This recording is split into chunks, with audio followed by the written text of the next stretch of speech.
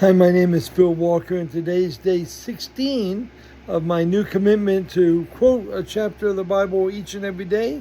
Today I want to quote John chapter 19. I have my script here in case I get stuck, but I'll give it a try. John chapter 19. Then Pilate took Jesus and had him flogged. The soldiers twisted together a crown of thorns and put it on his head. They clothed him in a purple robe and went up to him again and again, saying, "Hail, King of the Jews!" And they struck him in the face. Then Pilate went out once more to the Jews and said, "I find no basis for a charge against. I bring him out to you to let you know that I find no basis for a charge against him." When Jesus came out wearing the crown of thorns and purple robe, Pilate said to them, "Here is the man." As soon as the chief priests and the officials saw Jesus, they shouted, "Crucify! Crucify!" But Pilate said, "You take him and crucify him. As for me, I find no basis for a charge against him." They insisted, "We have a law, and according to that law, he must die, because he claimed to be the Son of God." When Pilate heard this, he was even more afraid. He called Jesus in and said, "Where do you come from?" He went back inside the palace and asked Jesus, "Where do you come from?" But Jesus gave him no answer. "Do you refuse to speak to me?" Pilate asked. "Don't you realize I have power either to free you or to crucify you?" Jesus said, "You have no power over me if it were not given you from above. Therefore the one who handed me over to you is guilty of a greater sin." From that time on, Pilate tried to set Jesus free, but the Jews kept saying, "If you let this man go, you are no friend of Caesar. Anyone who claims to be a king opposes Caesar." When Pilate heard this, he brought Jesus out and sat down on the judge's seat, which in Aramaic is Gabbatha. It was the day of preparation for the Passover. Pilate said to them, "Here is your king." But they shouted, "Crucify him! Crucify him!" "Shall I crucify your king?" Pilate asked. "We have no king but Caesar," the chief priests answered. Finally, Pilate handed him over to be crucified. So the soldiers took charge of Jesus, carrying his own cross. They led him to the place of the skull, which in Aramaic is Golgotha. Here they crucified him, and with him two others, one on his left and one on the right, and Jesus in the middle. And Jesus in the middle, Pilate had a notice prepared, which read, "Jesus of Nazareth, the King of the Jews." Many Jews read this sign because the place where he was crucified was near Jerusalem, and the sign was written in Aramaic, Latin, and Greek. The chief priests protested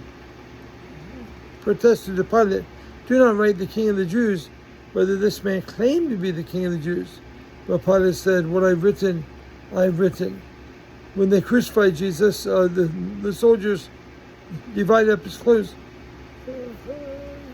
among them into 4 shares, one for each of them, with the undergarment remaining. This garment was seamless, sewn in one piece from top to bottom.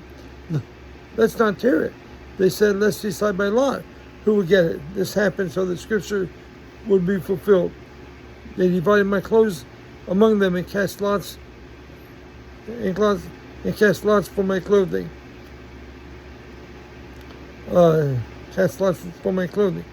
Near the place where Jesus was crucified was his mother, his mother's sister, Mary, the wife of Clopas, and Mary Magdalene. When Jesus saw his mother standing there, and the disciple whom he loved standing nearby, he said to his mother, "Woman, here's your son," and to the disciple, "Here's your mother." From that day on, this disciple took her into his house. Later, so the scripture would be fulfilled, Jesus said, "I am thirsty." A jar of wine vinegar was there. So they soaked a sponge and they put it on the stalk of the hyssop plant and carried it and lifted it to Jesus' lips. After he finished the drink, Jesus said, "It is finished." With that, he bowed his head and gave up his spirit.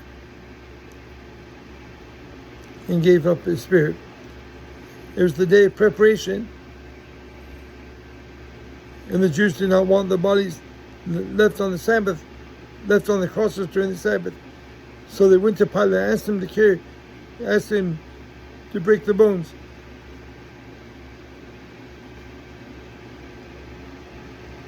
To break the bones of the prisoners and take them down.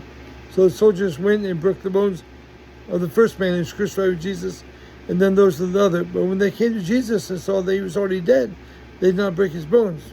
Instead, one of them pierced his side with a spear, bringing out a sudden flow of blood and water. The man who saw this has testified concerning this. His testimony is true. He knows that he tells the truth, and he testifies, so that you also may believe. These things happened so that the scripture would be fulfilled. Not one of his stones will be broken. As another scripture says, they would look on the one they have pierced. They pierced. Later, Joseph of Arimathea, a member of the Jewish ruling council, went to Pilate and asked for Jesus' body. On receiving Pilate's permission, he took the body down. He was accompanied by Nicodemus, the man who had gone to Jesus earlier and was one of their own number. Now Joseph was a disciple of Jesus, but secretly, because he feared the Jews. It was one of their own number. Nicodemus brought in a mixture of aloes and spices, about 75 pounds. He and Joseph took the body down, wrapped it in strips of linen, and placed it in strips of linen, according to Jewish burial customs.